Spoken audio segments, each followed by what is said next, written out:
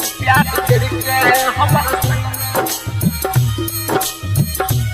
प्यार करके हमारा संग में ये बताए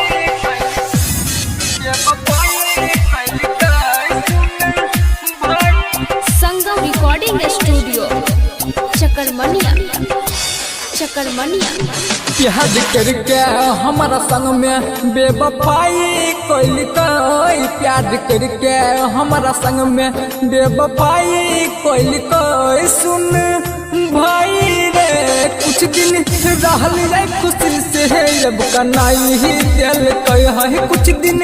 रहल जाए खुशी से अब कनाई ही दिल प्यार करके हमारा संग में बेवफाई कोई प्यार करके हमारा संग में बेवफाई कोई सुन भाई रे कुछ दिन रहल जाए खुशी से अब कनाई ही दिल प्यार करके हमारा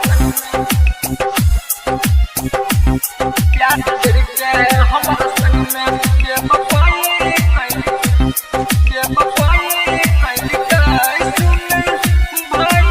संगम रिकॉर्डिंग स्टूडियो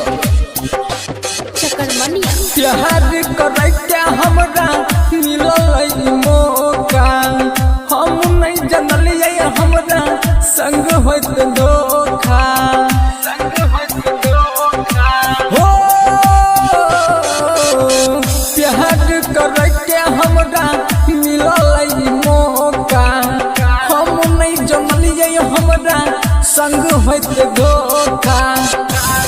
खींच बहिने है दिया है फोटो उजराई दिल खींच बहिने दिया है फोटो उजराई दिल सुन भाई रे कुछ दिन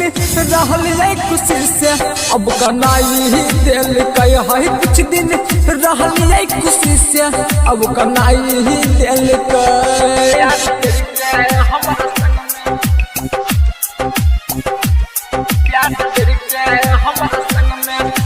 रिकॉर्डिंग बाय दुर्गेश जी एक साथ पढ़े रही गई करे दिए प्यार दे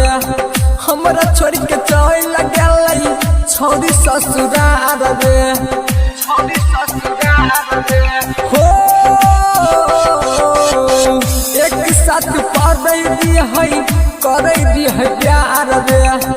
हमरा छोड़ के चल गई छोरी ससुरार दे मन लाल पुनीत प्यार के दिल चोराई लेल मन लाल पुनीत प्यार के दिल चोराई लेल